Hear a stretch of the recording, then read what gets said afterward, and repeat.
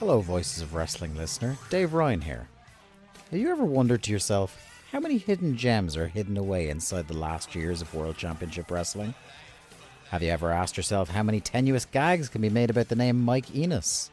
And have you ever thought about what it sounds like for two Irishmen to interpret a very chaotic company through its B show? The answers to all this and more are just a click away. Check out Days of Thunder every second Thursday on the Voices of Wrestling podcast network.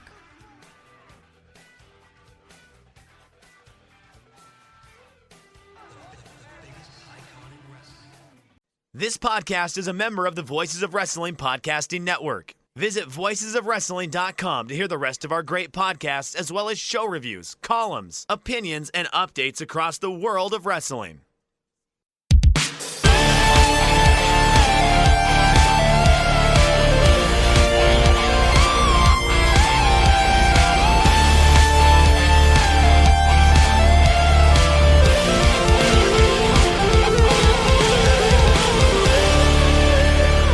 Welcome back to another episode of The Good, the Bad, and the Hungee here on the Voices of Wrestling Podcasting Network. I'm your host, Tyler Fornes. And with me, as always, is Fred, the Scrabble champion. How are you? I'm doing all right, buddy. How are you? You know what? Life is pretty good. Wife's birthday was yesterday. Ate some kick-ass sushi. I had this roll. It was called a Phoenix roll. Are you a sushi fan, Fred? I am a sushi fan. Oh, sweet. I'll go right ahead. Okay, so it was shrimp tempura, avocado, and cream cheese. Okay. And then on top of it was seared tuna and spicy mayo. And it was a tremendous roll. Nice. Might be my favorite sushi roll I've ever had. As you can tell, I'm a very Americanized sushi eater. But we did have some yellowtail like sashimi that was tremendous. Overall, just really, really fucking good. And yeah, wife had a good birthday. We did those little. Do you have Lime scooters around? I'm familiar with them. I think there's mainly birds around here. Okay. I think we're a couple years past the peak on scooters in Lexington. Yeah. They were fun. They go about 10 miles an hour. My wife just wanted to cruise at like 5, and I'm just like, I'm just gonna zoom. She's like, go zoom. She wanted to look at the houses by the lakes that we'll never be able to afford. But yeah. It was a lot of fun, and now I'm excited. The dogs are chewing bones, which is a big step for them. We've had marzipan about 3 months now, and toys and bones have been a little bit of a sticking point for Odie, but we're seeing progress. And now I'm excited to talk some wrestling. Yeah, man, it's been a hell of a week for wrestling. I still haven't even got to Dean 2. Been working on my CMLL catch up. I'm almost all the way through February. We really are in a special time of wrestling, just globally. Just a lot of great stuff going on. And I don't know, it's a blast to take some time and check as much of it out as I can. No, I completely agree. I think it's going to be a lot of fun to kind of continue looking at some of this stuff. And I'm really excited about the future of wrestling. And we'll talk about that later as we get into our 30 for 30 list and really talk about some of the AEW candidates and how we kind of view them. We'll also talk about Double or Nothing, which was one of the best American pay-per-views of all time. And the timeliest pay-per-view review possible. Yes. WWE stands are mad about it. They're so mad they're finding little critiques just to I thought their likes. I thought that there are a lot of them pretty positive about it, frankly, from the little bit of chatter I've seen. I don't spend much time on social media, but no, you're not really on Twitter anymore. It's all the Twitter people the real weirdos. Yeah, the uber weirdos, like the JD from New York, finding anything possible to shit on. It's so funny. Yeah, but we'll talk about that. But I want to start off with this week's Dynamite and talk about a couple little things. A show I have not watched yet. Adam Page mentioning that it was the men's world title, I think, is a first. Maybe it's been done before, but to my recollection, it's the first time it's ever been called by one of the wrestlers the men's world title, not just the world title, which has kind of just been the vernacular forever, where it's just a world title. But if it's a women's world title, it's the women's world title. So I found that very interesting. It's probably nothing, but Hangman has always been a very inclusive character in wrestling, and I think a lot of that translates to the human because of how he conducts himself publicly. He's a very inclusive individual, so I thought that was really interesting. But the one thing I thought we really should talk about, Fred, is the botch from the Kyle Fletcher Adam Cole match, where Kyle Fletcher just missed an apron powerbomb. Missed it. Adam Cole's head grazes the edge of the ring, which thankfully it was just a graze. And Dave Meltzer even went out as far as said a lot of people in AEW were really pissed off about that because of all the head injuries and concussions that Adam Cole has suffered over the years. I think from like a fan standpoint, I think a lot of people are overvaluing it. They're using it to push agendas. Look, it was a botch. It sucks. You know, there's going to be, or either there was a stern talking to Fletcher, like, you can't do that. You have to understand where your aiming points are. You have to really take care of the people in the ring because that's the deal. Oh, gee. Okay, I just saw it. That's pretty. Yeah, it's Not bad. good, bro. Not good. Oh, God. But this is also something that's very out of character for Fletcher. He doesn't botch. Yeah. He doesn't do that kind of stuff. So personally, I'm chalking up as a one-off. I don't really see it as anything more than that. And if it was more than that, well, then I think we'd have a broader conversation. Like if this was an individual just botched all the time, I think we'd be having a different conversation here. But yeah, this isn't exactly. I think Mr. Kennedy got a lot of heat back in the day and kind of killed his WWE push because of botches. So I'll go with that. But I will say that either Cole grazed his head, which could have been a lot worse, but sucked, or he just outright got like fucking pumped on the mat, which also sucks. Like, there's no good option here. I'll say that much. Damn. yeah, That really sucks, man. Would not like to have that happen to me.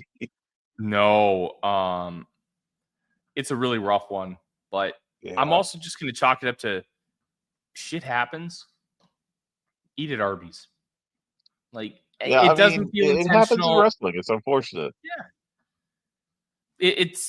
Doesn't feel intentional at all, and some people might point to the fact that Fletcher just right after just sold the move like a cocky shithead. Well, that's his character, and that's what he's supposed to do. Like that's what the plan was after that spot. So I don't really have an issue with it. Obviously, Adam Cole seems to be completely fine because they did the angle after the match. He finished the match with seemingly no issues at all. But concussions can also be finicky. Symptoms can show up like a day later. So hopefully everything's okay. We've heard nothing of the sort to say that he isn't okay. But hopefully this is a really good learning experience for Fletcher, and we don't ever see this kind of thing again because that sucks. You have to take care of the other person. And he blew it. But we've seen way worse. We haven't seen Fletcher make this kind of mistake. So hopefully it never happens again. Like we've seen people break their necks on incredibly simple spot. Like it doesn't have Hiromu? Did Hiromu just break his neck on the Rana? Is that right? No, it was the on Phoenix Destroyer? Okay, yes, it was more complicated. Okay, I couldn't remember. I just remember like knowing that in real time I just seen a man like live break his neck.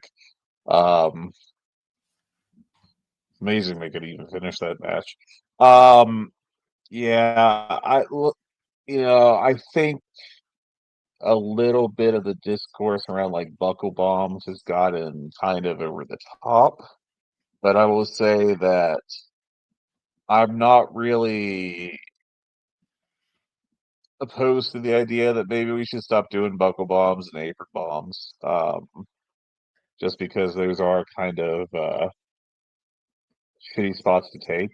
It's very hard to know where you are, and as a person taking the move, and I could see that making it more likely to injury. I think I remember Brian Alvarez had a little meltdown like a month ago, and I think maybe that was a little too much, um, but I do think it's not necessarily the worst idea to stop doing them either. I can't really disagree with that. I mean, frankly, if we're just doing the move as a pre-commercial transition, like we probably cheapened a dangerous move or relatively dangerous move to the point that it doesn't have much value.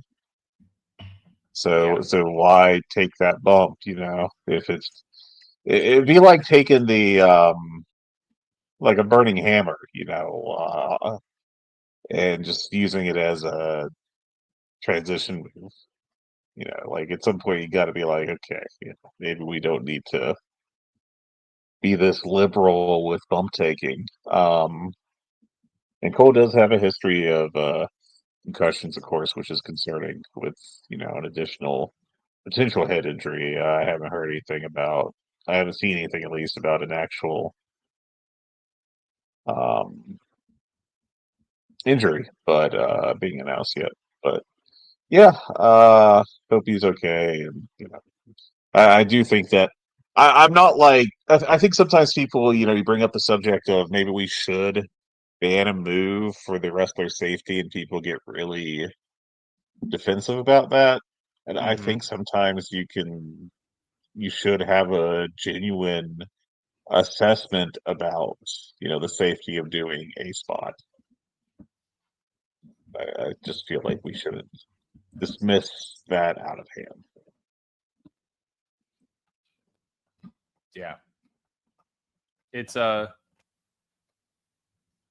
I'll say this, and I've said it before, like about chair shots and all this kind of stuff. If the wrestlers are comfortable doing it, they get the risks. They understand everything you just said, Fred. They understand that it's hard to aim, it's hard to see where you're going, but they're supposed to know.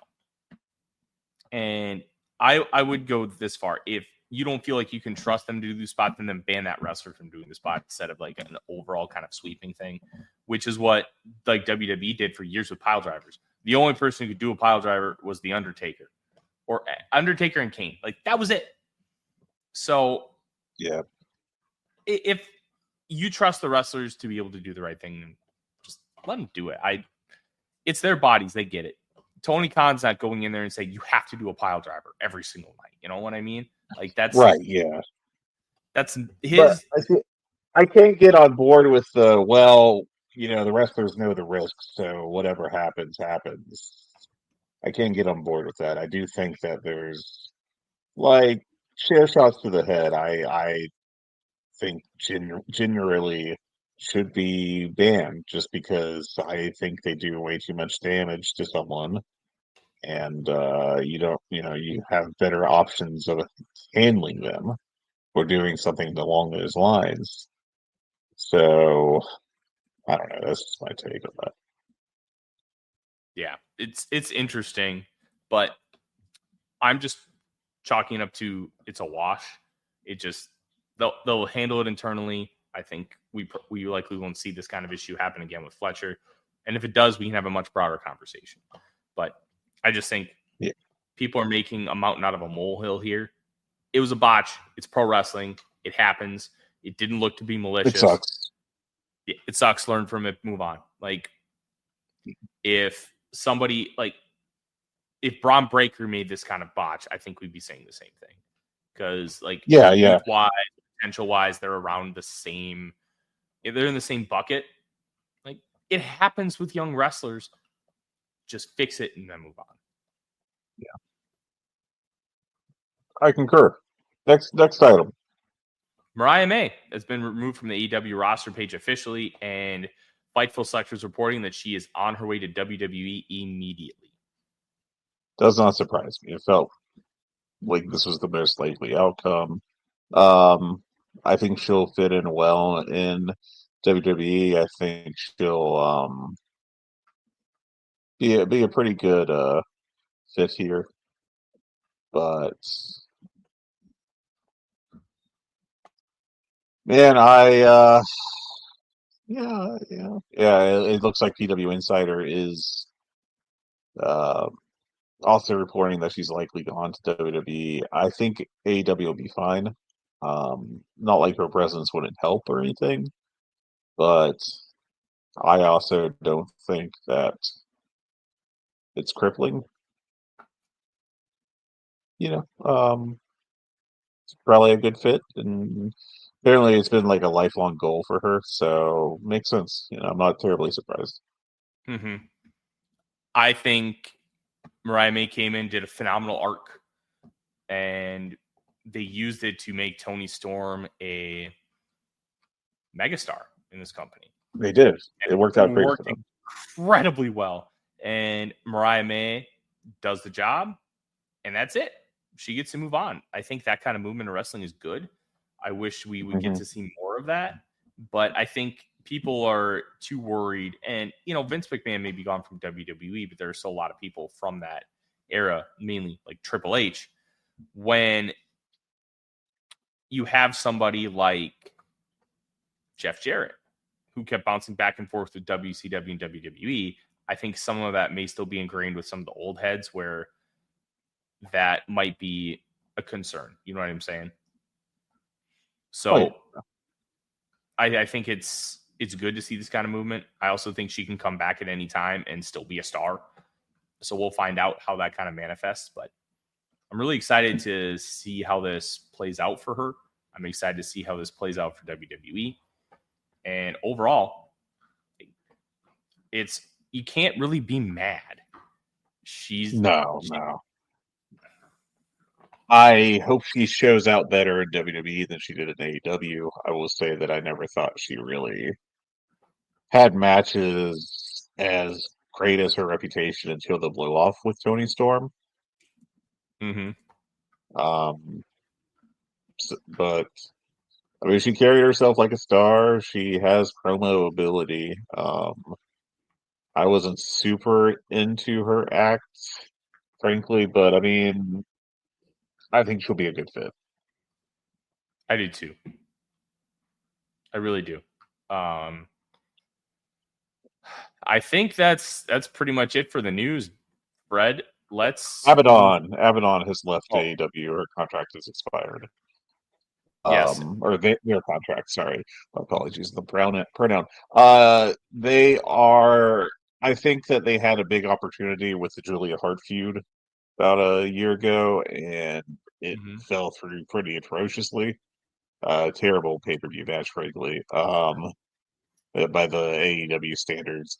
But I will also say that this past WrestleMania weekend, they had a very good match with Sonny Kiss on one of the GCW. I forget if it was the Effie show or what, but so that was impressive to see. I didn't think that match would be much, and both showed up with their working boots on, and I think Abaddon in particular was pretty good. So maybe she'll find herself a spot. I think that the kind of reworking of their gimmick into away from the zombie and more into like not sure how to describe it, but it's a slightly different vibe that for the Sunny Kiss match.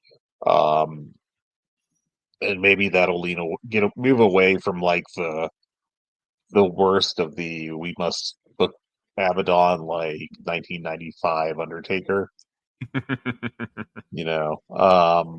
which I think didn't help at all. But I think I think that there is something there. Maybe they'll figure it out on the indies. Maybe they'll get a spot somewhere else and get some work. I'd love to see them succeed. I think I've always been intrigued by their abilities. I understand why they're leaving AEW, why AEW is letting them go, frankly. I get it. If you compare them directly, I think that they'd be towards the bottom of the depth chart of AEW's women's division at this point. And it makes sense. I'm not saying it's good. I'm just saying that's the facts of the matter. Yeah. RAP to the yearly Abaddon Halloween match. Yeah. Although, hey, look, we got ourselves 5 months. Never say never. Mm-hmm. Look, no, her contract's up in June. Yeah. Could always be brought in as a one shot. I mean, Tony Khan's done Oh, that I to get the what you're saying. regards. My brain was not computing. No, it's all good. It's all good. Yeah. Well, best of luck to them on their next step. I do think there's potential there, but it has to be unlocked. It hasn't been yet, which is why AEW is choosing to move on.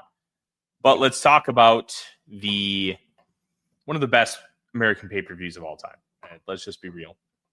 Cage Match, when I checked it, it's dropped, but it was ranked, I think, on either Monday or Tuesday as the 13th best wrestling show of all time.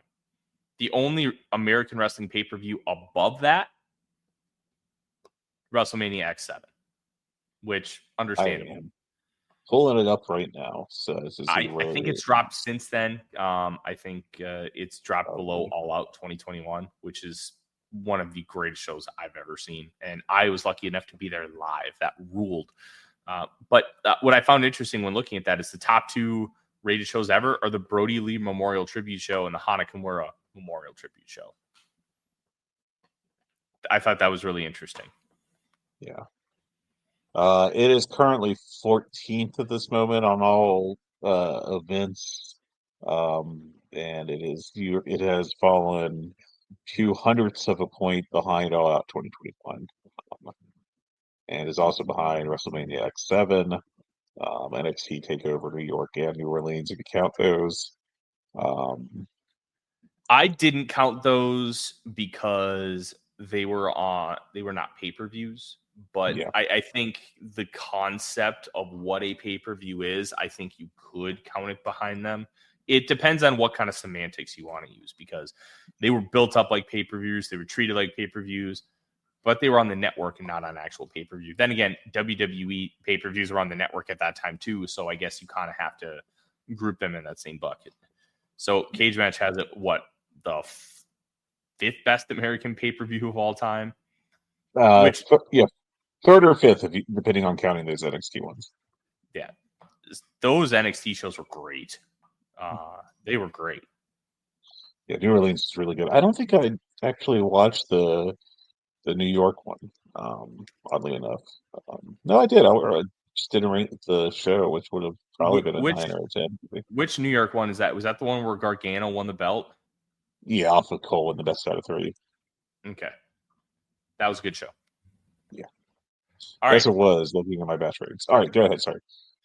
Let's talk about the show, though. Fred, did you watch the pre-show? I did watch the pre-show. A lot of it on mute because of the talk parts that I didn't care about. But I will say that I thought that the women's match was not good, and I thought that the 6-man tag was pretty damn fun. I like that quite a bit. Fred, you need But to learn to count. It was an 8-man tag. Oh, you're right. I apologies. I was trying to find it. Yeah, I thought that the women's tag was below average. I went 1 3/4 on it. It was kind of crappy. Anna Jay. Oh boy, I don't know what to make of her. I forget. I think this might have been Mike Spears that said this. My apologies. It was actually Case Lowe or even Kelly Harris. But one of the three of them on 2 different shows. He referred to Anna Jay as the only wrestler in history who's ever gone to Japan and came back worse. Um, can't really disagree. Apparently, Harley Cameron got hurt in this match, was written off of TV this past Wednesday. Harley is still green as grass in the ring.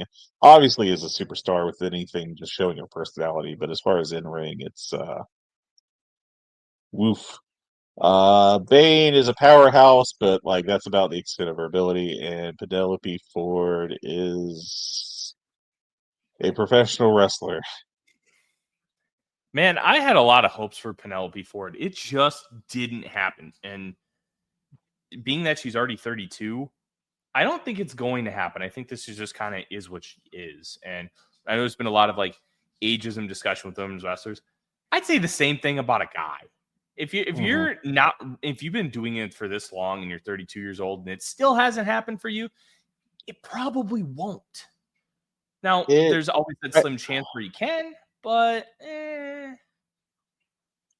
I personally don't really cut anyone off fully until they're like 35, as far as like, well, this is more or less your ceiling. But okay. Ford just has not progressed from where she was 3 years ago, I think, and that's the most difficult part. And I had a conversation. I was on the most recent episode of Jumping Bomb Audio with Kelly Harris, and we talked about the 30 under 30 list amongst other things. And Penelope Ford came up, and and as did Anna Jay. I just don't think either of those two have really improved much since 2022, say. And I think that's a big problem with AEW is unless you're like a real top of the card worker, like a Kyle Fletcher or Tony Storm, you aren't getting enough run to help you improve.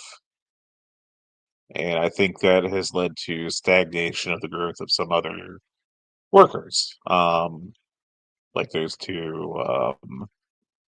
Uh, those are probably the two most prominent. I think Top Flight has also stagnated. Granted, they're at a much higher level.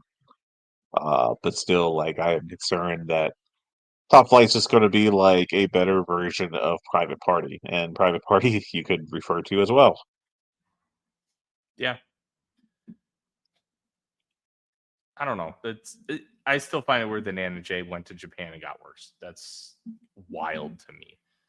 I mean, she's what, 25 years old still, so like she's got She is very time. young, yeah, I found it but interesting that Harley Cameron is already 31 years old. yeah, just a very. How long has Cameron been at? Let me pull that up. Her first match.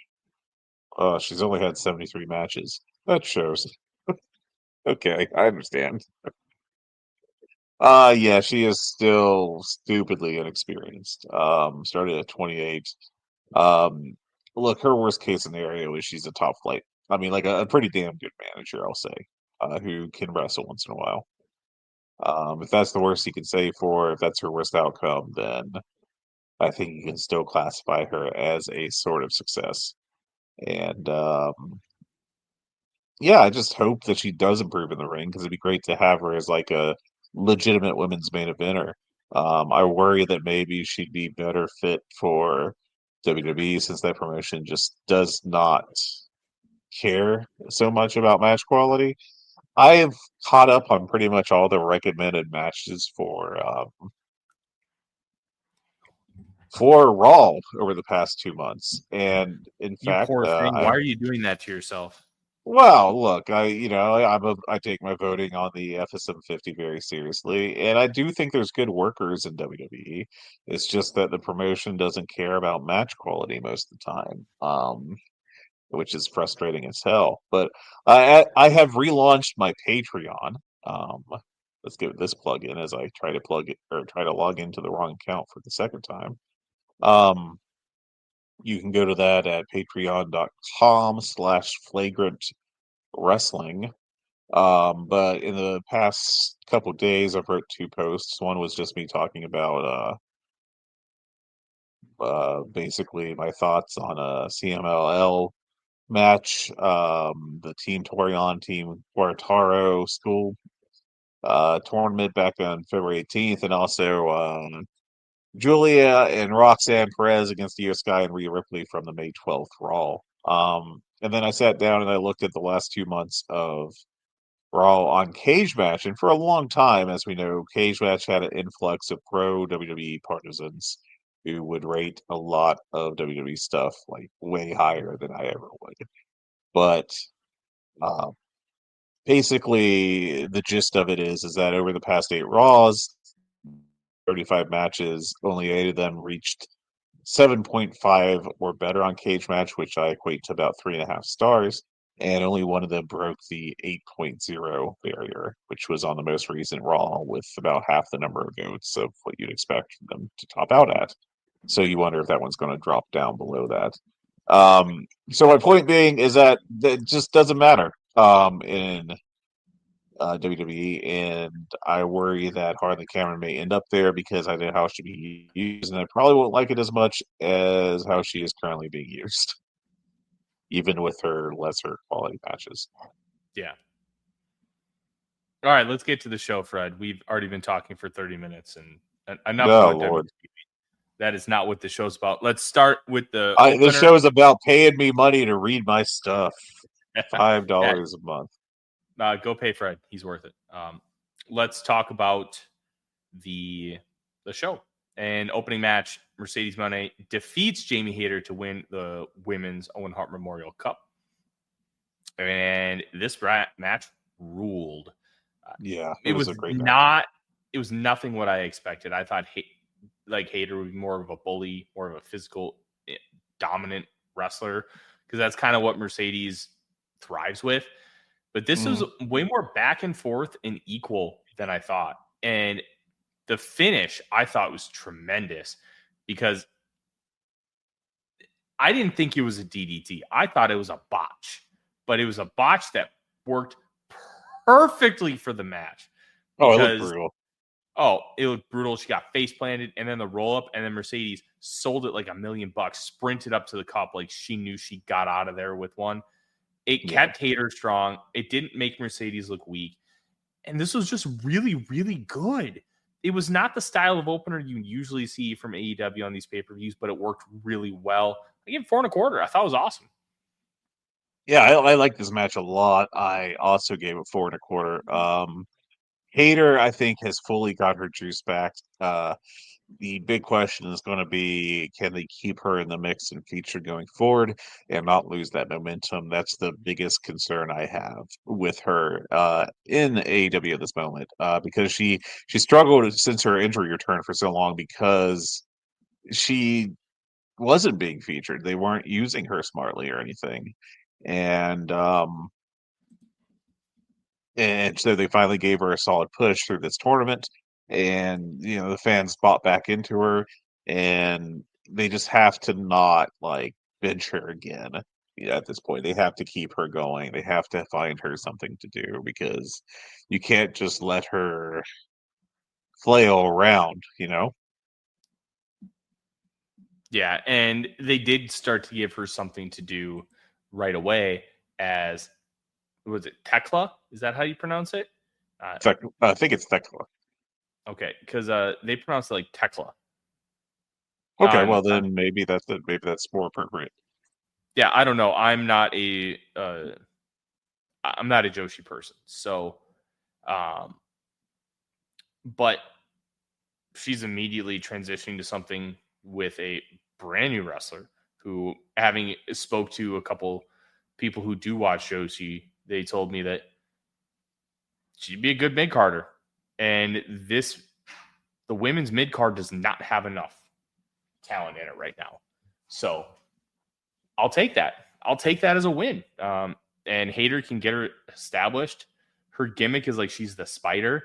She moves pretty interestingly, like how like you would expect like an actual spider to move with some of her like the jerky movements, the quick twitch.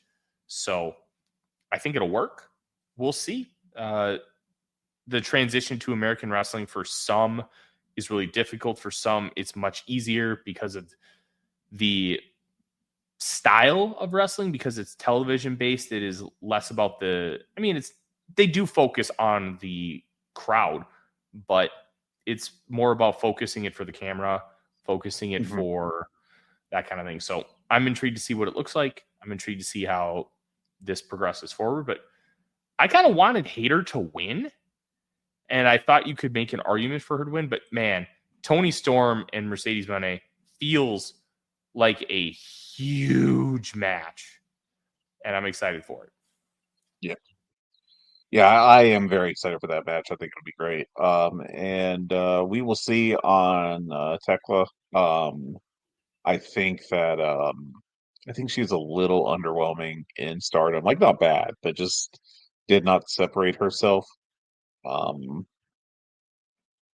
I reckon we'll see how that goes going forward and all that good stuff. Second match. FTR defeats Nigel McGuinness and Daniel Garcia when they get Nigel, or sorry, was it Nigel that passed out? No, it was I think so.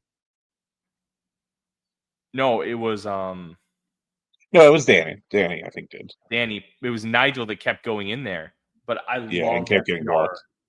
I only gave this 3.5 because I didn't think it like peaked super high.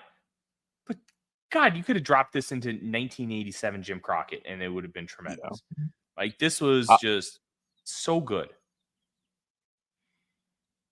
I thought this was a pretty good match at 4 stars. I think, man, one big issue with this is I just don't think Nigel is sufficiently over, and I also feel like Daniel Garcia has cooled off dramatically in the past half year or so. So that's a big concern I have. But I think FTR is just fantastic, and I think that they really helped elevate this to a high level. Still like just getting into notebook range, but still getting to 4 stars. Mm-hmm. I love the finish of this match, and I agreed with you, or I agree with you on the Nigel thing. This AEW fan base does not know Nigel like the old AEW fan base would. We get it. Voice of Wrestling gets it. But they lost a lot of us when they did the Brochacho stuff. And it's been, and they've been able to stabilize, but the newer fans that have come in aren't those kind of fans like we are. So, and I don't say that as an insult. That's just more of kind of what they're reacting to, what they like. And Nigel just is not over with them like he is with us. So I think there's some merit to what you're saying, but I love the finish here where they have Daniel Garcia in the submission and Nigel keeps trying to come in and Cash just fucking kicks him out of the ring and then does it again. Like heels don't need to always cheat. They can just be assholes. They can just be just assholes that win a match. Yeah. And I thought it was tremendous, but it did not enthrall me in the same way that the rest of this show did. It was just that's fair. Really good, really solid, no complaints, and good stuff. Good stuff. We'll see how this grows. I'm guessing we'll get something on Collision. Next match was the stretcher match where Ricochet defeats Mark Briscoe, and this ruled. This was awesome. I think one of my favorite spots that I've seen in a long time. Mark Briscoe gets the bottle of Windex and shines Ricochet's head. Was just so funny. But this match, it was obviously a Sabu tribute match. Why they chose the stretcher match, I'm guessing was because of the stretcher match he had with RVD in 96. But it was just great. They used the goofiness perfectly. They some of it's just stupid. It's super gimmicky. It is what it is. But I thought they maneuvered it well. I thought the work was really nice. You get I think, didn't Mark Briscoe do a froggy bow onto the stretcher? Yeah, so that was the highlight part of the match for me. That was amazing. Mm-hmm. I just thought this was really good, really well worked. And Mark Briscoe just looked like a bloody mess, which is perfect for a stretcher match. I get 4.25 plus. I thought this was awesome. You can easily get bogged down by the goofiness and the bullshit of a match like this, and they didn't. They kept it pretty serious. And it was a really nice surprise to see the kind of success it had. Yeah, I was concerned because this has traditionally not been a successful gimmick over the past 25 years gimmick match, but it was really good. It was excellent, in fact. I went for flat on it. I did think it lost a little momentum towards the end, but I mean, Mark Briscoe busted his ass. I mean, Ricochet is fantastic. So, between, I mean, it's really hard for those two to have a bad match. I can't imagine it happening, frankly. Um, yeah, I like this a lot. It was a little too goofy at points, but other than that, I think that it was a damn good match, so I enjoyed it. It was a very good match, and it was a good lead up to what we had coming later, because what we had coming later matters here. As the next match on the show was for the AEW World Tag Team titles. Hurt Syndicate defeat the Sons of Texas. Look, this was the worst match on the show, and it was completely fine. It was more of a vehicle to continue the Hurt Syndicate storyline with MJF and kind of creating a little bit more distrust with MJF and both Bobby Lashley and Shelton Benjamin. It was good. Just a good, solid pro wrestling match. And I really had no complaints with it. Like, if this is your worst match on the show, you're doing something right. I think I gave it 3.25. It was well worked. Yeah, it was probably their best.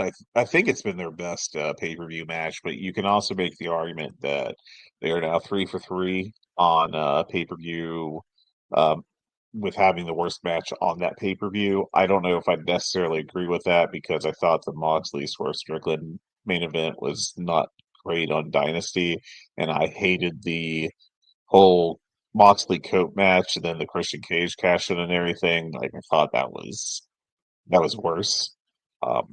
But I mean, look, the Hurt Business aren't going to have the best matches. They're going to be good at the other aspects of wrestling, and I think they're a positive addition to AEW. Yeah, I thought this was a perfectly solid match. Absolutely no chance in hell they were losing. Um, like the Washington Generals had a better chance of winning than Sons of Texas in this match, and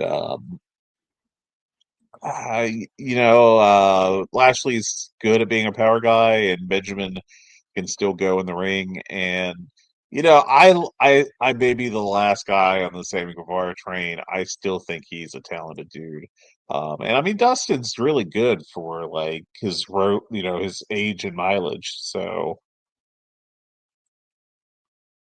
yeah, I mean, No. I just yeah, I think this match delivered pretty well. So I don't know what else to say there. It just was not great, but good. Yeah, I agree. I thought this was a just solid. I mean, I wish they would have promoted more about the Sons of Texas being the ROH Tag Team Champions. I thought they could have done more with that, but they didn't. That is what it is. But yeah, just solid. Really no complaints. In this next match, I definitely have no complaints about is Kazuchika Okada defeats Speedball Mike Bailey to retain the Continental Championship. Fuck did this rule. Yeah, Oh, we finally got a high level Okada match. I feel like it's been a hot minute since that happened. Bailey is having a great year. Um, I think I've got him somewhere around 10th in my FSM 50 like early tracking. mm-hmm. He'll barring something unforeseen, I think he'll be an easy feature guy on that list. Um, yeah, just a lot of, I mean, really good stuff. I will say that even when Okada is kind of half-assing it, is that he sells really hard, like almost all the time, I think. It's the offense with him that I think kind of will falter. But Bailey is on a run right now. He's putting on really great work, and I think it's really cool to see. And I'm glad that Okada stepped it up for the show. It'd be nice to see that more often, but here we are. You could just tell that it felt like Okada really cared about Speedball, and he really Yeah, likes Speedball. he was invested. He took a lot from him. He gave him a lot. Yeah, I but I think it's either he really likes him or else was like has seen what Bailey has been doing and felt like, okay, well, I accept this challenge and I will meet you every step of the way on this night. Yeah, I agree. I really like the finish of this match where Speedball is doing like the 450 knee. I think the The 450. ultimate weapon. Yeah, that one. 450 like knee drop or whatever. Yeah, the ultimate weapon. And Okada hits him with a gnarly drop kick and then Rainmakers him to oblivion. They protected the Rainmaker in this company. I really appreciate that. It's reestablished it Yes, as they have. a killer finisher because for a while in New Japan, it was the first one isn't going to get you. The second or third one is going to do it. And it was more of a wear down style of finisher. So I really appreciated that. I thought it was really good. I thought it was awesome to see a lot of success in that realm. This overall, I just really, really appreciated this match. I thought it was great. I think I went 4.5. I loved it. Yeah, I also went 4.5 on this one. Great match. Just great. I've got my dogs outside, and I can't trust Marzipan to not chew on things. But she's running around. She's got the zoomies. Nice. My dogs are the best. All right. This one, AEW Women World Championship, Timeless Tony Storm versus Mina Shirakawa. I have absolutely nothing to say about this match. 3 3/4. It was fine. They did a really good job of trying to get the crowd invested in a match that everybody knew the result. It didn't really happen, but the work was good. And they kissed at the end, which, whatever. I personally don't care. But look, they wanted to have one last defense before All In. It was Mina Shirakawa, and it was fine. Yeah. I thought this was an okay match. I went 3.5 on it. I think Shirakawa has the charisma that you want to see. Um, it, but at this level, but I don't know that she has the ring work. That's not saying she's bad, but she's not exactly choose your top level worker in Stardom. Saya Kamatani, Tom Nakano, Starlight Kid, etc., Izumi. I think that there were a bunch of better workers. Um, I think she'll fit into the U.S. better. Uh, but I mean, like, I frankly rather see or I don't know if I'd say I'd rather see, but it'll be let me rephrase.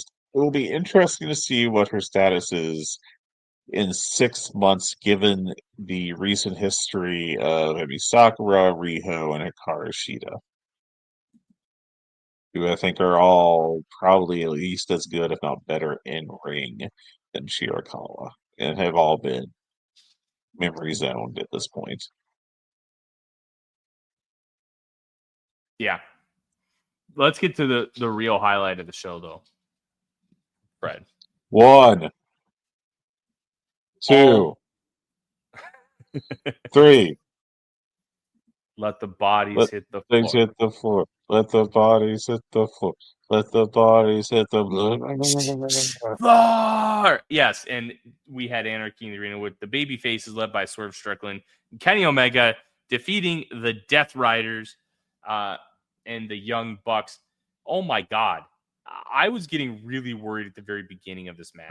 Me too, man. Me too. Like when Samoa Joe came out, I knew. I'm like, Samoa Joe's popping out of one of those boxes and beating somebody up. I can see it. I know what's happening. And he did, which was awesome. But you had Swerve coming out dressed as Predator, which kind of fit, but it was also like, all right, dude, this is Anarchy in the Arena. Will Hobbs and Willow Nightingale, they knew the drill. Yeah. T-shirt. Everyone knew what was going on this night. Yeah. But yeah, I do appreciate the wearing jeans. Like, I am so glad they got the memo, and I'm also glad Katsuyori Shibata got the memo and chose to ignore it. Shibata's just Shibata. They don't do Yeah. this kind of stuff in New Japan. So, Oh man, Shibata's like, oh, we're gonna have a wild ass match. Oh, see you out there in my gear. Don't worry about it. but and then when Kenny's like changed the music because of course the Young Bucks had to come out wearing Oh my god, I was Revolutionary so War. terrified at the start of the match because I was afraid that was gonna be the like just really dumb comedy, you know. And I was like, you can't be doing this with like all these people in this ring, and then they didn't. So much happier about that. No, it was great. And then when Kenny got them to change the music, and it's uh what like Twisted Sister. I'm so excited, and it's No, just like that's not Twisted. The Pointer Sisters. Pointer Sisters. I knew sisters in Very there. different. Very different. Very different. But then when they got he's like 2000s alternative rock music. He just sounds like boilerplate bullshit, and it's Bodies by Drowning Pool. I'm like, okay, this rules. But there were so many great spots in this match. Oh, buddy, there were. The swing into the speaker, Swerve coming out on a forklift, Swerve getting his tongue stapled, like Hobbs getting stapled in the back and then in the No forehead. selling it. Oh, What a badass. my biggest takeaway from this match, Fred, was the fact that this shined a light on black wrestlers more than like Yes. WWE has done in decades. Oh boy. I'm not stepping into that one, but I will say that it is very cool to see AW have a bunch of awesome wrestlers of color and to feature them regularly. And I'm glad that yes, that's where Strickland and Powerhouse Hobbs and Willow Nightingale all have this platform to perform. I got to step away for 1 second. I'll be right back. Go You ahead. go on about this match. Yeah, it was awesome. I thought probably my favorite spot of the match was, well, I had a bunch of them, but Hobbs got the spine buster and Willow did like a rock bottom, and then she took down her overalls, and they're both wearing the big black and Jack t-shirts. I thought was just tremendous. And I like intergender can get a little weird for me because, you know, hey, you don't want to hit a woman. You know, that's always been a personal barrier for me because, you know, you don't hit women. But I thought it was really cool that in this match, when it came down to brass tacks, it wasn't that like Moxley just gave Willow a cutter and it was just like, oh, you're the enemy. Fuck you. And they treated the Marina Shafir and Willow like equals.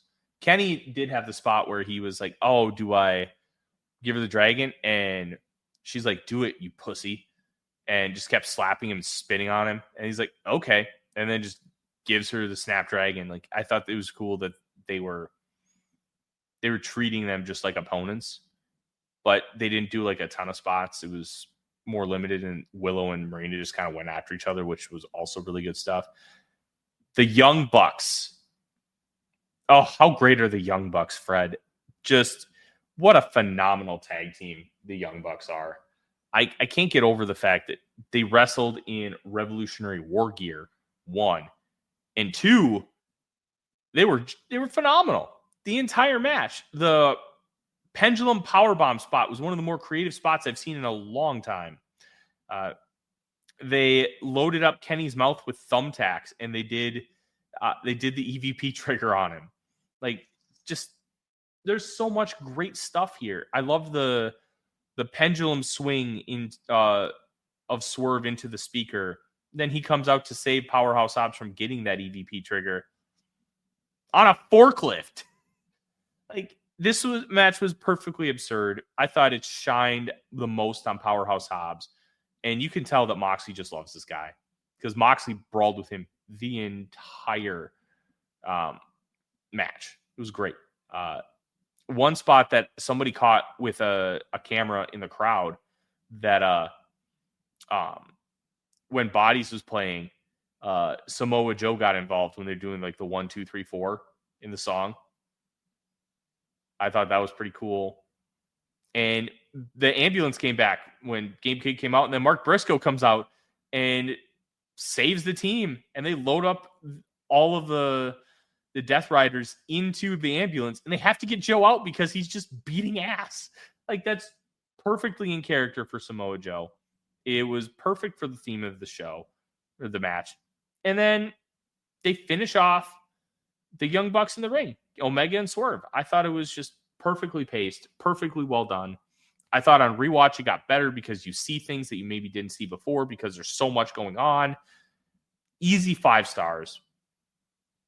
Competing for my match of the year right now with Tony Storm and Mariah. Just tremendous.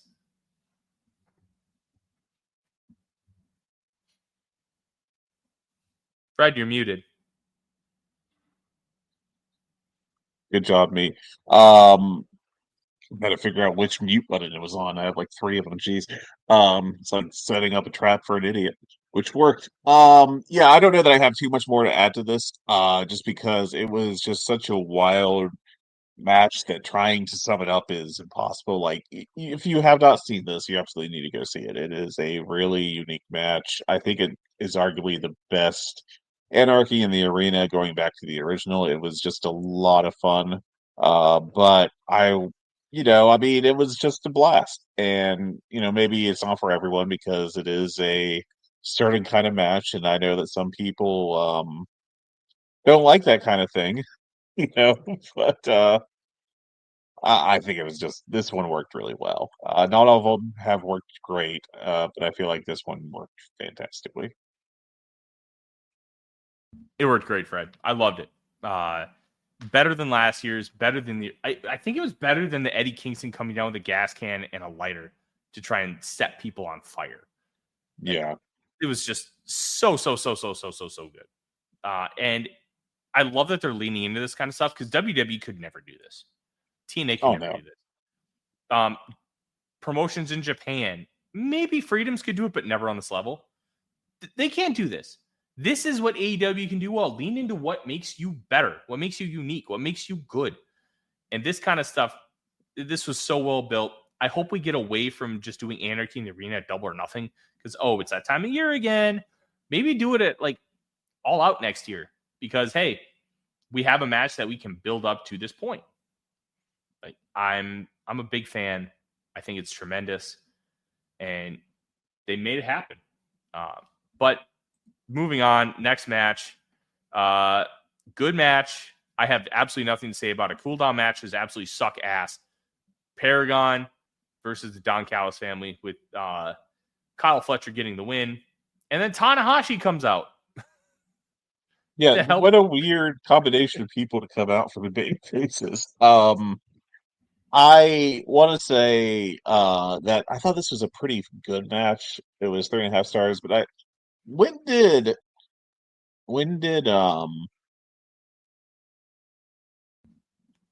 as in my mind stops working, sorry, when did they start doing cool down matches? Because this is not something they've always done. They've done it on and off for a long time. It hasn't been every single pay-per-view, but they have done quite a bit. Yeah. Okay, fair enough. I just seem to the last one I remember was, I think they did it at Revolution, the cage match, the break, and then the world title match.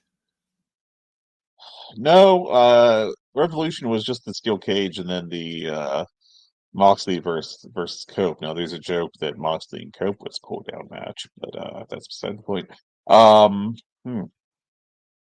And at Dynasty, they had the Omega Bailey Ricochet match right before the World Championship.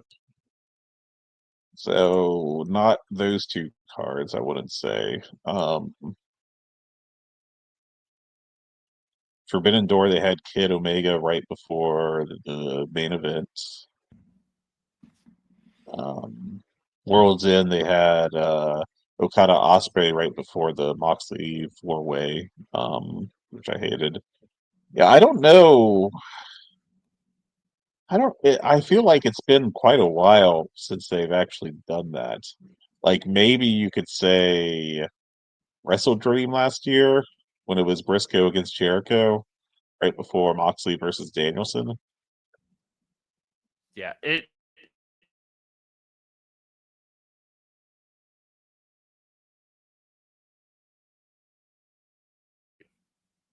and it would have been just fine. Yeah, it's really unfortunate. But I mean, I thought this was a fun match.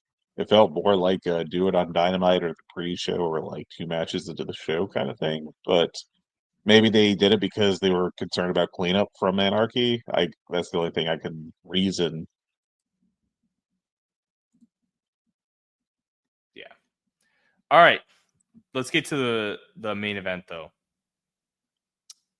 And it's the Owen Hart Men's Memorial Tournament Final.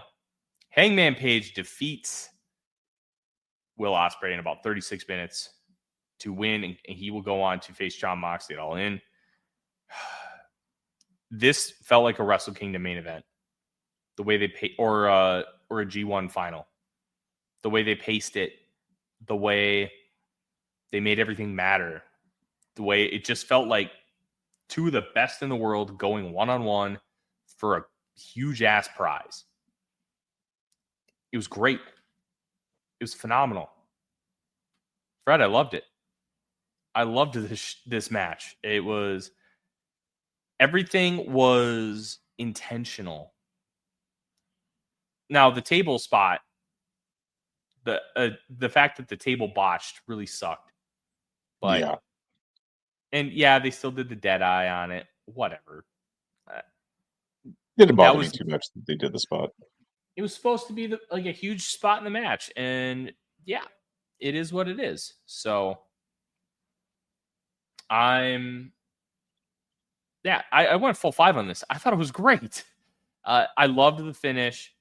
They kind of did the Bryan Danielson thing, or who did Danielson do it with? Was it Danielson and Ospreay, where they stood at the end of on opposite ends of the ring and they ran at each other? Hidden Blade versus the Psycho Knee. And they kind of did that where it was Buckshot versus the Hidden Blade, but the Buckshot won. I thought that was awesome. I thought the finish where he just does the discus lariat and then jumps out and gets the Buckshot, I thought that was a great finish. It felt like it came out of nowhere, but it also didn't come out of nowhere because they were just going back and forth. There were so many great spots. I thought the Styles Clash to the floor was phenomenal. Yeah, that was an insane spot. I think the best part of this match for me was the production. I think this is AEW's magnum opus of production. The camera angles of keeping it on one camera just throughout and letting the action come to it, the lighting, they made this feel special, and it was special. The production had just as much to do with this match coming off like it did as the wrestlers did. And that's not something we've been able to say about AEW production, because for the most part, AEW production has been very, very spotty. This was tremendous. And I don't think you could have asked for much more from these guys. Yeah, I think this was a great success. I went 5.25 on it. I think it'll end up in my top 10. I do want to rewatch it because as late as it was, I worry that maybe I was going off. So I don't know. Just want to double check my work on it. But I will say that I thought this was a blast. I thought it was a great match. Some of the criticism I've heard, I've understood. Like I've heard Joe Lanza on his review refer to it as too long in the first 2/3 of it, which I can see that as a fair criticism. So I just want to rewatch it before I really settle into my rating, and make sure that I actually do like it more than Anarchy in the Arena.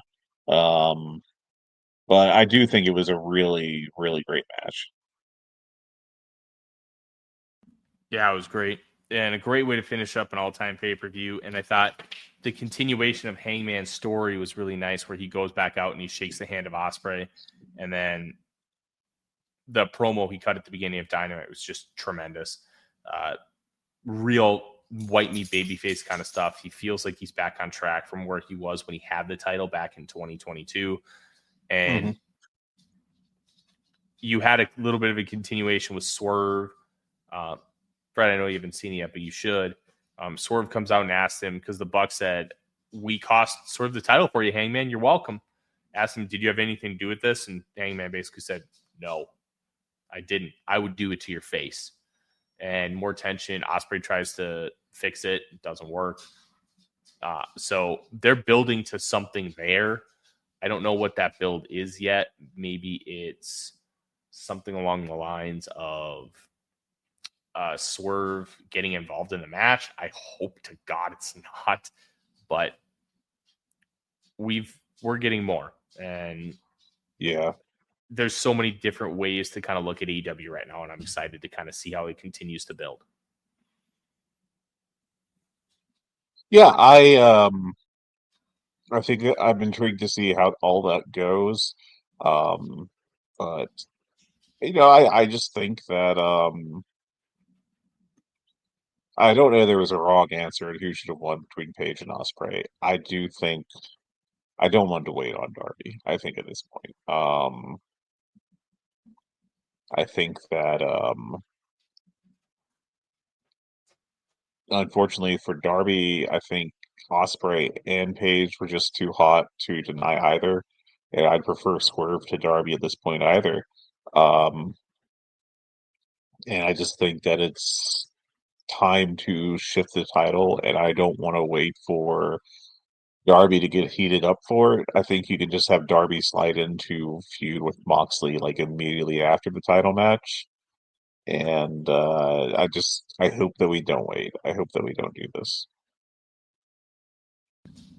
No, I agree. It's I'm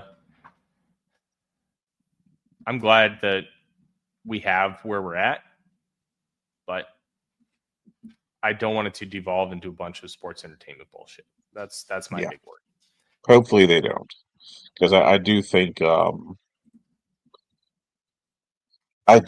at points that Osprey and Page are prone towards that, and I have had major issues with the early parts of the Moxley run, and so there's some potential for bad decisions to happen here.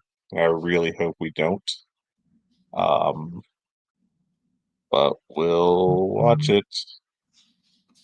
Yeah. Great show. Yeah, fantastic show. One of the best ever, I think. One of the best pay-per-views of all time.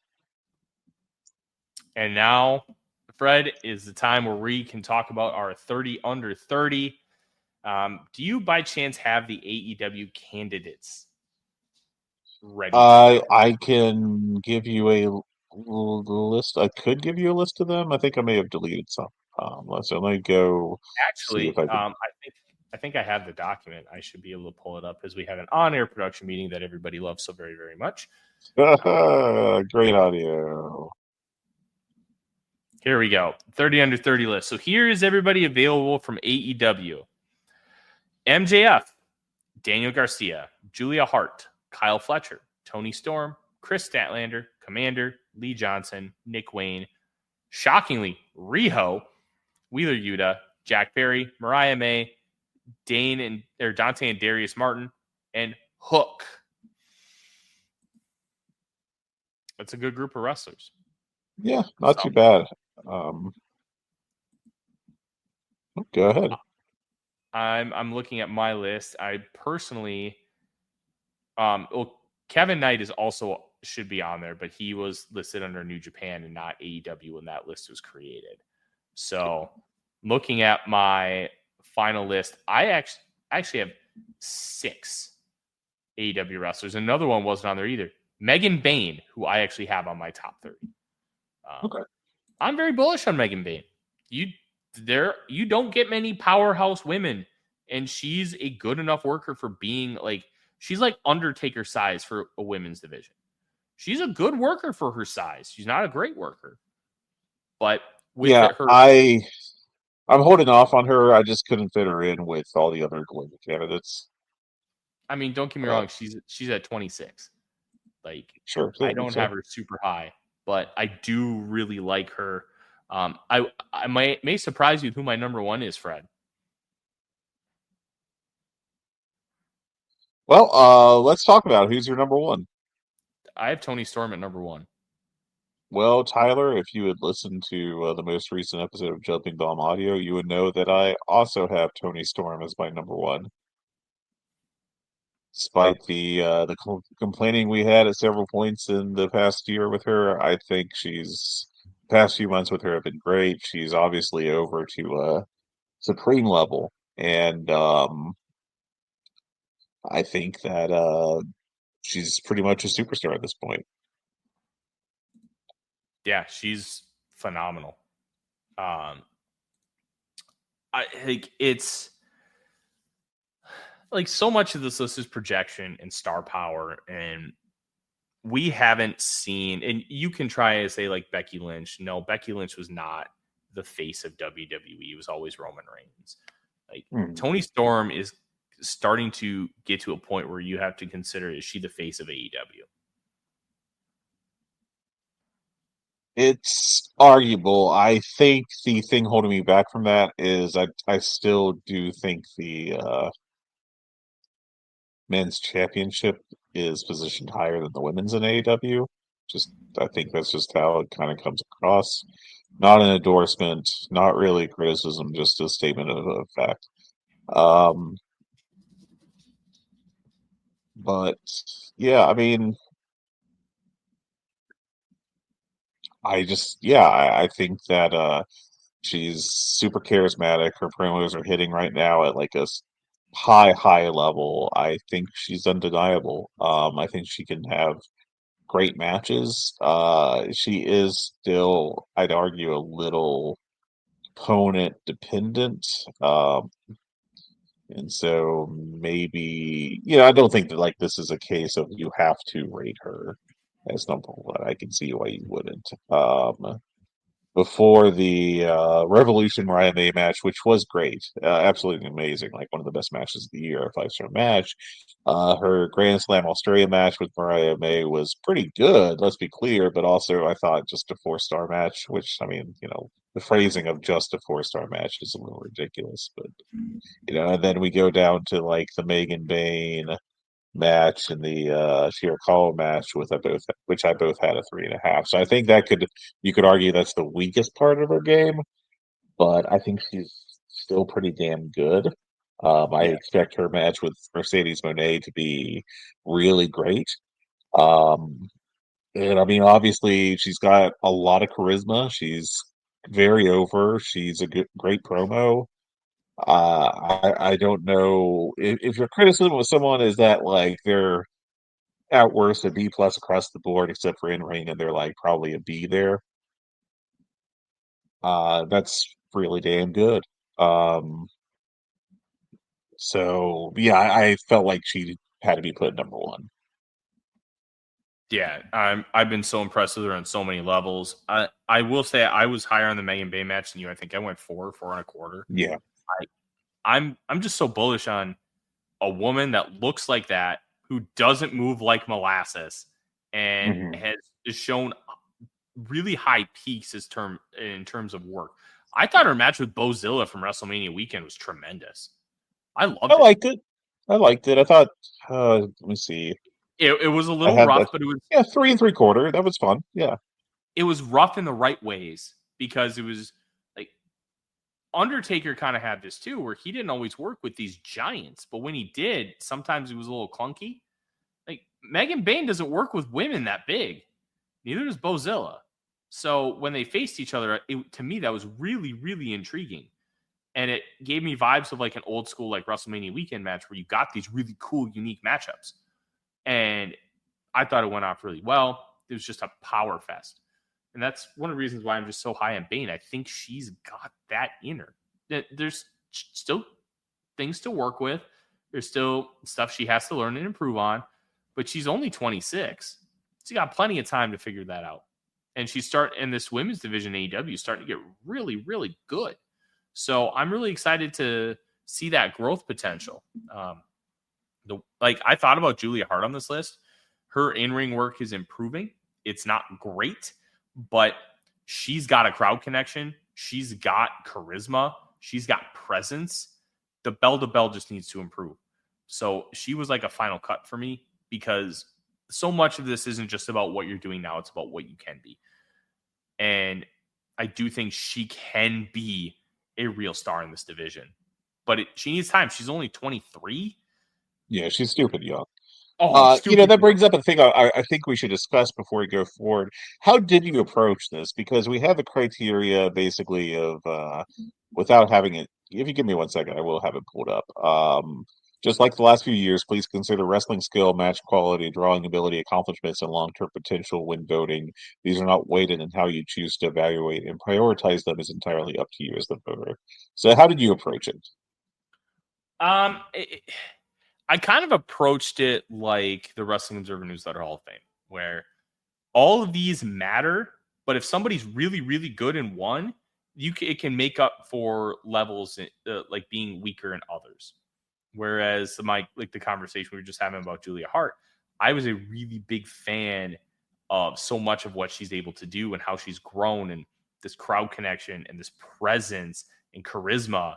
She's got all that down, but the in-ring work, like the title match she had, what was it, against Mercedes? She worked so hard, and some of her stuff just didn't work. And she and Mercedes have bad chemistry, and Mercedes is known to have a clunker or two. That was a clunker, but the in-ring work is just nowhere near good enough to balance some of that out. So I had to use her as a final cut. But some of these, like looking at my list overall, like some of it's just like I still have Nick Wayne at 12 because he's 19 years old and he could be like Will Ospreay. Like that's like the high end potential for what Nick Wayne can be. And he's already got such a great base underneath him that I think you can potentially, like, realistically see something close to that. Like it's an individualistic case, but I didn't like create like an actual scale, but try to like, okay, everybody gets out, like it's almost like gymnastics scoring where everybody gives you like, it's like 5.9, 6.0, but instead of different countries, it's different areas. And then you just kind of average it out. That's kind of how my brain was going through it. Like my number 2 is Kyle Fletcher, who I think is on the same level as what Tony Storm is, but from a men's division standpoint, he's so good, and he can do a little bit of everything. And I think having that balance for him was really important. But looking at some of my other ones, like Shun Skywalker, I have at 4. He doesn't really ever promo, but everything else he's got is just excellent. He can have the high-end matches. He's got a presence. A couple WrestleMania weekends ago, he didn't travel with any other Dragon Gate guys because he's a heel. And he traveled the shows on his own. Like, just some of those things just hit really, really well. I kind of looked at it as an overall package, and you can be stronger in other areas and it be okay. That's how I looked at it. How do you view it? I kind of prioritized at the top of my list people that I think have already made it, that are main eventers in their company, that are the center a piece of their promotions, and I feel like that should be prioritized and really rewarded. So I have that kind of affected like how I approach my top 10. Now I am still doing a little shuffling as we talk because I'm kind of I'm at the point where I'm like really questioning some of my decisions. So I will post my final list on the Patreon that I've launched, Flagrant Wrestling. But yeah, I mean, so basically, I feel like everyone, definitely in my top 14 are like major stars in their promotions, and like beyond that, I didn't emphasize potential so much in my top 30, with my reasoning being I feel like you should reward a 28-year-old who's reached their potential versus a 20-year-old who you can see a path to greatness for them, but they haven't fully done it yet. And that's kind of my reasoning. Um, like for example, I didn't put Nick Wayne in my final top 30. And You it's not that I well, no, I just don't think that he is accomplished enough yet. Like he's obviously going to be a great worker, but he has spent a lot of time on ice in AEW. And I haven't watched the Best in Super Junior, but as I understand it, this year's tournament was pretty middling overall. The whole Um, tournament kind of was middling overall. yeah, like that's what I'm saying. Like, not Nick Wayne, but like everyone just did not show their best for mainly booking reasons. Is kind of what I'm led to believe. Um, so without Nick Wayne, like just to give you an example, my number 31 right now is Masha Slamovich. I just dropped her out so I could put hologram at 30. Um, I don't think I can really argue that Nick Wayne has accomplished more or shown more in the past couple of years than either of those two.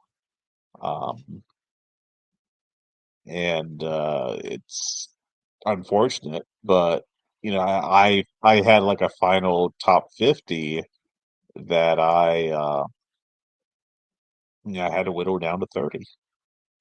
Yeah, it was a really interesting way to, like, trying to get this down. I will say my number 30. I think you'll appreciate this, Fred. It's Shota Umino, my vanity And pick. talk about a fall from grace. I had to show to Umino 51st on my list. I had him below like a bunch of like just the five people directly above him. I had Mariah May, Wheeler Yuta, Kevin Knight, Francesco Akira, and Nick Wayne. I mean, I Yeah, just no way I could put him in my top 30 this year. He had some great matches last year, but he's just also drenched in disappointment. I had Shota. I think I can't remember last year what my ballot was, but the first year we did this, I had him at 5. Mhm. So it's a I big fall couldn't from find grace. it. I was looking for my old ballads today, and I couldn't find them, and that's frustrating. Yeah. Must be on my old laptop. But all right, go through your top five. Okay. Tony Storm is at 1. Kyle Fletcher is at 2. Gabe Kidd at 3. Shun Skywalker at 4. And Kaito Kiyomiya at 5. Interesting. I'm still incredibly bullish on Kaito Kiyomiya. My concern with Kaito is just going to be Noah's booking of him.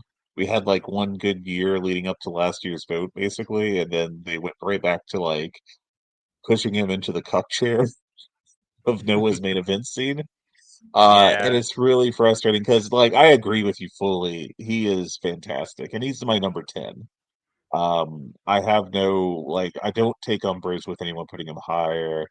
He's obviously an amazing talent, but there's just so much screwing around with his booking over the past several years that, like, I worry that he's going to be ruined by it. And it's really frustrating because this guy should be like we should have, like, I'm not saying that it's a guarantee by any stretch, but like 5 years ago, if you asked me, I would have said that there was a decent chance, not better than 50% just because of how hard it is, but like a I'd say, let's say 20% chance, maybe a little better, that once he hit 35, we'd have a should he be a first ballot Observer Hall of Famer at this point, like immediately, like we did with Okada a couple years ago.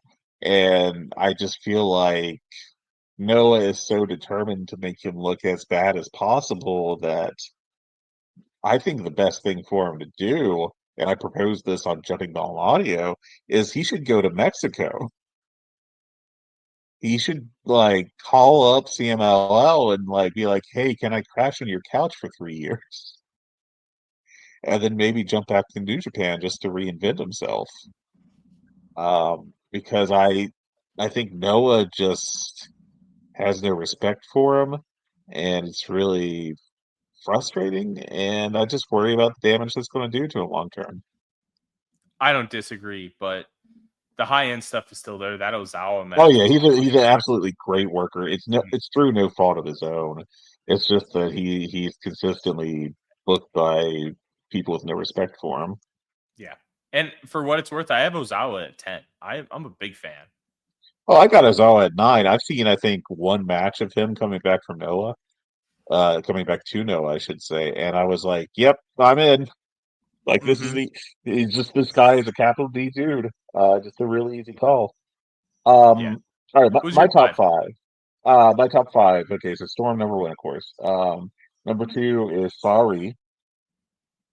I think she's just undeniable as far as the in-ring force and as a drawing card in Joshi. I think that if you were to go to Marigold, it'd make a real difference. And I think if she were to go to Stardom, like it really solidified them by a big margin as the number one Joshi company. But Mhm. she is pretty much happy just doing her own thing, and I think that's cool as hell. Her produce shows are consistently like she's always having like 4.25 stars or better matches on those. She was one of the best wrestlers in the world last year. Easy call here. I went Saya Kamatani, number three. She has really improved once she stopped trying to be like babyface high flyer and went heel. I think she really figured out her game. And yes, I do have three women as my top three. Um, uh, she's great. MJF number four. I trust me, as someone that reviewed those Brachacho shows, I am well aware of the downsides of MJF when it comes to creative. I think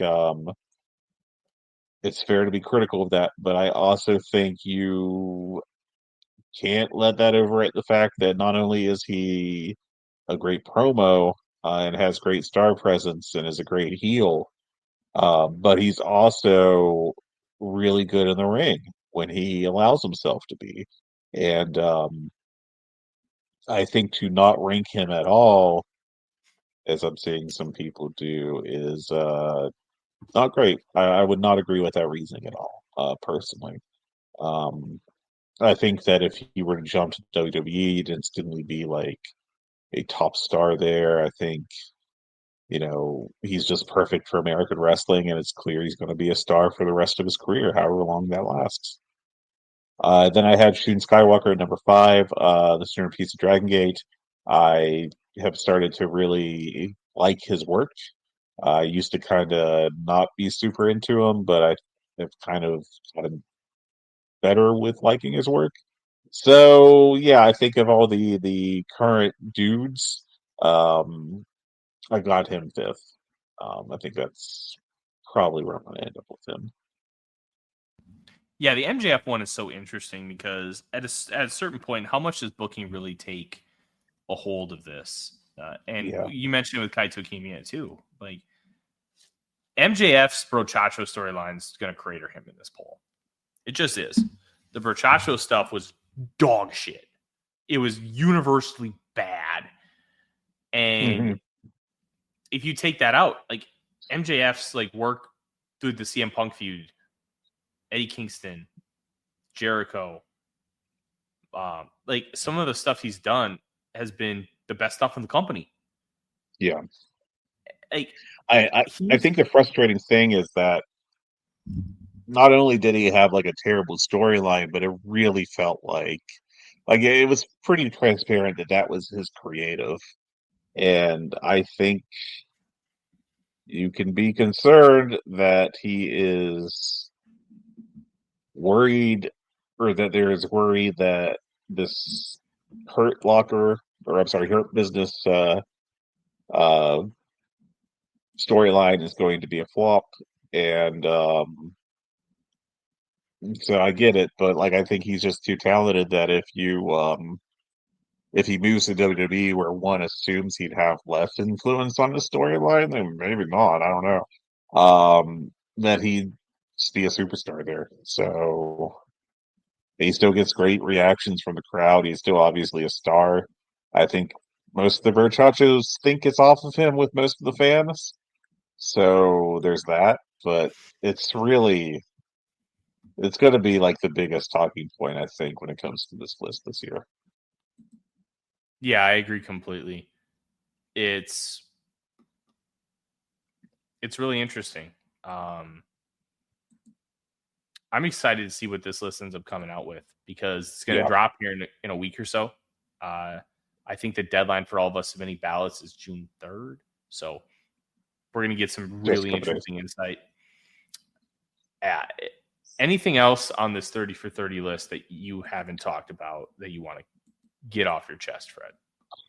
let me see. I got Gabe Kidd sixth. I think is undeniable. Mia Watanabe is seventh for me. I'm not going to go through the whole list. Just before anyone gets freaked out. But like she is so good in Tokyo Joshi Pro. I think that I worry that she's going to be overlooked because it's not Stardom, and if people only watch a little Joshi or whatever, then it's most likely Stardom. She is the centerpiece. She really like spent 2024 as at least as the centerpiece of Tokyo Joshi, and really was great. I think so. I'd like to see her rated highly, and hope that she is because I have her high. I have let's see here, Rhea Ripley, 11th. Um, my thing with WWE is they have very talented workers, but they don't let them show that. I think Ripley is a pretty damn good wrestler, and I think she's also very over. So I feel like I hope she has to end up in the top 30. I feel like. Other WWE people, just real quick for me, my top 30. I only have two more, I believe, which is Braun Breaker and Javon Evans, who I have 16th and 17th. I really like Axiom and Nathan Frazier, but I just couldn't squeeze them in. Part of that is I don't know if either of them could really be. Neither really jumps off to the page to me as a main eventer, especially in that company. I think that's going to be their biggest stumbling block going forward. But they're a very good team, tag team. And I also have Obafemi just outside my top 30. He's very intriguing. I would like to see him get better in the ring before I fully embrace him. But yeah, AEW wise, the only other people I have, if I got Fletcher ninth, I got Commander 25th, and actually I've put Hologram above Daniel Garcia for my 30th spot. I messed up my counting here, but yeah, that's kind of a coin flip for me right now because Garcia's gotten really cold. And Hologram, obviously, I don't think he's been pushed as high on the card as Daniel Garcia, but I think he has way more upside as a worker, and I think he's got that charisma with the gimmick and everything. So I am more bullish on him at this point. And one last thing I'll say is I've still got the Kingo in my top 30. I can't let him go. Um, I've got him 26. I really haven't watched much of him since his return from injury. I heard enough about like how he's struggling with confidence and the return from the injury, and now he's going to WWE or at least WWE AAA, I should say. So I have concern about that. But I mean, look, if nothing else, like he's just really just a spectacular moves guy, and I will always remember that Kenny Omega match is like one of the best TV matches ever. And so just love him, you know. Yeah, I'm with you on Gabe Kidd. Gabe Kidd was obviously my number 3. A couple that I know I'm going to be higher on than most people. I've got Drilla Maloney at 14. I am just really bullish on Drilla, how much his presence has grown. He's reshaped his body. I thought the Shingo match from New Beginning was phenomenal. Like, I think he's got a really, really bright future. I think he could win an IWGP title. If they give him the Rocket Pack, I think the sky's the limit for what he can bring you. Daniel Garcia dropped from easy top 10 to 24th. I don't know if it's him. I don't know if it's the booking and they just don't have anything for him. But I felt a lot better about putting Daniel Garcia on this list after the FTR match. I thought he was great. Maybe it's just they just don't have a lot for him to do. And that's kind of hindering some of that growth and development that we knew is coming. But I don't know. There's so much to glean from this that you really can't know 100% for sure. A lot of CML representation, though, on my list. Yeah. CML is in a great spot right now. Oh, they really yeah. are. Yeah, very good. The highest I have for them is 12th, but I have I only have 3 other guys on my list, but there's a few that I just haven't seen enough to feel comfortable rating. Because I took last year off of CMLL, but I mean, it's this promotion is in a great place. I've got 7 CML wrestlers on my list. Nice. Atlantis Junior's at 6. A lot of great. Oh wow, okay. I do not have him on my top 30 at this moment, but I'm rethinking it as we talk. Because I think he's going to be a star. I just don't know. I don't know who I can put him above. Maybe I'll bump hologram for him. I think I probably will do that. Yeah. I'm doing that live on the air. Great stuff. Well, that is going to be our show, everybody. Thank you so much for listening. Please give us a 5-star review. Tell us why I have better hair than Fred does, even though you guys can't see either of us. And pay attention to Voice of Wrestling 30 for 30. There's going to be a lot of great stuff on there. Until next time, I'm Tyler. He's Fred. God bless. Take care. Take care, everyone. Hello, do you like New Japan Pro Wrestling? Are you a Shin Nihon freak? If so, check out the Super J-Cast with Joel and Damon on the Voices of Wrestling Podcast Network. And even if you fucking hate New Japan Pro Wrestling, listen to the Super J-Cast anyway. Not just for our great show reviews, analysis, and pastrami sandwiches, but there's also usually some dick jokes somewhere in the obligatory opening 30 minutes of absolute nonsense we chat about every single week. That's the Super J-Cast for all the best talk about New Japan Pro Wrestling, crisps, and pornography.